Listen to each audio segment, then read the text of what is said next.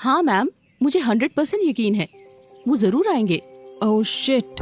क्या हुआ मैम, आप इतनी परेशान क्यों हो गई? आपको पसंद नहीं है क्या अनुदित सर?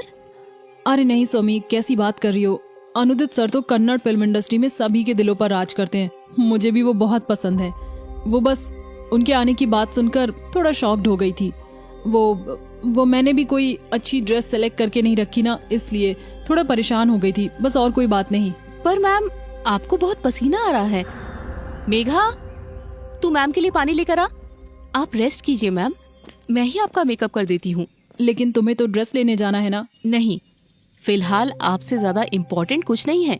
और वैसे भी अगर अनुदित सर पार्टी में आएंगे तो जरूरी थोड़ी ना है कि उनकी नजर मुझ पर ही पड़े। वो तो किसी को भी नहीं देखते, बट हर कोई उन्हीं को देखता है। Really, he is Mister Perfect of Sandalwood. Yes Somi, you are right. अच्छा, वो अर्पित और क्या कह रहा था? कह रहा था कि उसे अनुदित सर की जोधपुर वाली टीम से पता चला है कि आज वो बैंगलोर आने वाले हैं। दैट मीन्स वो अभी बैंगलोर में ही है। ओह, मुझे तो पता ही नहीं था। अरे मैम, आपको कैसे पता होगा? अभी तो आप साइड रोल में हो। जब आप भी ए लिस्टर आर्टिस्ट में आ जाओगी ना और कुछ अवार्ड जीत लोगी, तब आपकी पहचान अनुदित सर जैसे स्टार से होगी। तब कहीं अगर आपकी फ्रेंडशिप हो गई, तभी आपको न्यूज मिलेगी कि अनुदित सर और बाकी बड़े स्टार्स कब क्या करते हैं। अभी तो शायद आप उनसे मिली भी नहीं होंगी, है ना? नहीं, बस देखा है कई बार, लेकिन बात नहीं हुई। अच्छा, तुम्हें इतना कुछ कैसे पता? एक्चुअली अर्पित को इतना सब कैसे पता? अरे मैम, आपको तो सच में कुछ पता नहीं रहता। अर्पित वैसे तो डिजाइनर है, लेकिन उसका अनुदित सर के मैनेजर के साथ अफेयर चल रहा है, इसीलिए उसे अनुदित सर के बैंगलोर आने के बारे में पता था। अब वो सिटी में आएंगे तो उनका मैनेजर भी तो आएगा ना। ओके, तो वो अपनी शूटिंग छोड़कर यहाँ बैंगलोर में एक सिंपल सी पार्टी अटेंड करने आए हैं? यकीन नहीं होता। अरे नहीं मैम, अर्पित कह रहा था कि उनकी बैंगलोर वाली कंपनी में कुछ शेयर के इश्यूज आ रहे हैं, उसी को ठीक करने आ रहे हैं, तो हो सकता है पार्टी में भी आए। ओह, वो नहीं आएंगे। जितना मैंने उनके बारे में सुना है, वो सिर्फ अपने काम को टाइम देना पसंद करते हैं। बिलीव मी, वो पार्टी में नहीं आएंगे। लेकिन आप अनुदित सर के ना आने से इतना खुश क्यों हो रही हैं? ओफो, मैं तुम्हारे मेकअप से खुश हो रही हूँ। ये लिपस्टिक कलर मुझे बहुत पसंद है। ओह, थैंक यू मैम। अनुदित के पार्टी में आने की बात सुनकर सुप्रिया पहले तो नर्वस हो गई थी, लेकिन जब उसे पता चला कि उसके बेंगलोर आने का मेन रीजन उसकी कंपनी है, तो वो फिर से रिलैक्स हो गई थी, क्योंकि वो बहुत ही ज्यादा श्योर थी कि अपने काम और शूटिंग के बीच से टाइम निकालकर अनुदित एक छोटी सी पार्टी में कभी नहीं आएगा। उसने खुशी खुशी अपनी शूटिंग का काम पूरा किया और मेकअप रिमूव करके कपड़े चेंज किए। सुप्रिया ने आज की पार्टी के लिए एक ग्लैमरस गोल्डन साड़ी पहनी और शॉर्ट ज्वेलरी के साथ लाइट मेकअप किया और अपनी मैनेजर के साथ शाइनिंग स्टार होटल पहुंच गई।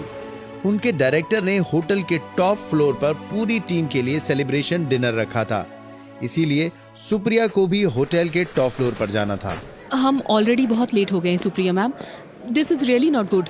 जस्ट चिल रूडी, अभी बहुत से क्रू मेंबर्स आने बाकी हैं, मैं सबसे लास्ट नहीं हूँ। लेकिन हर इवेंट पर लेट एंट्री करने से अच्छा इंप्रेशन नहीं पड़ता। ये देखो, डायरेक्टर की स्पीच भी स्टार्ट हो गई है और अब आपको अपनी एंट्री पर किसी की भी अटेंशन नहीं मिलने वाली। मुझे वैसे भी किसी की अटेंशन नहीं मिलेगी, क्योंकि अभी मैं ए लिस्ट में नहीं हूँ और साइड रोल प्ले कर रही हूँ। अभी फिलहाल मैं भी इस भीड़ का ही एक हिस्सा हूँ। चलो उस तरफ चलकर बैठते हैं, स्पीच अब बस खत्म ही होने वाली है। आप भले ही अभी ए लिस्ट में नहीं हो, लेकिन आप अपनी ग्रेस, ब्यूटी और फिटनेस की वजह से इस इंडस्ट्री के लिए बिल्कुल परफेक्ट हो। तारीफ के लिए शुक्रिया माय डियर मैनेजर। वैसे मैं आपकी बेस्ट फ्रेंड भी हूँ। अच्छा, पर मुझसे तो रूडी द ग्रेट ने कहा था कि रूडी ऑफ ड्यूटी होने के बाद फ्रेंडशिप मोड पर एक्टिव होती है। क्या यार, हमेशा टांग खींचती रहती हो। चलो, स्पीच खत्म हुई, डिनर एंजॉय करते हैं।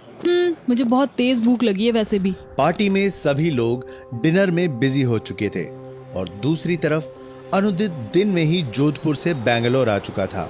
जिन लोगों को शेयर्स में प्रॉब्लम थे वो अब तक कंपनी ऑफिस पहुंच चुके हैं सर। अनुदित के मैनेजर विकी ने उसे कार में बताया। दैट्स गुड विकी, वैसे अगर कोई रह भी जाता है तो मैं किसी का वेट नहीं करूंगा, मुझे जोधपुर वापस भी लौटना है।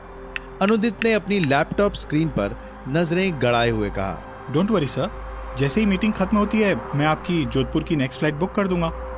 वैसे आप कहीं रुकना चाहें तो। नहीं, मैं कहीं नहीं रुकूंगा। हम सीधा कंपनी ऑफिस जाएंगे, मीटिंग्स अटेंड करेंगे और वापस जोधपुर निकल जाएंगे।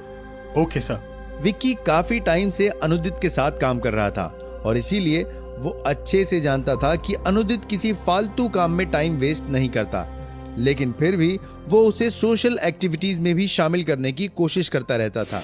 थोड़ी ही देर में वो दोनों कंपनी ऑफिस पहुंच गए थे और जैसा कि विक्की ने बताया कि बोर्ड के सभी मेंबर्स पहले ही मीटिंग हॉल में आ चुके थे, अनुदित ने सीधे जाकर मीटिंग्स अटेंड की।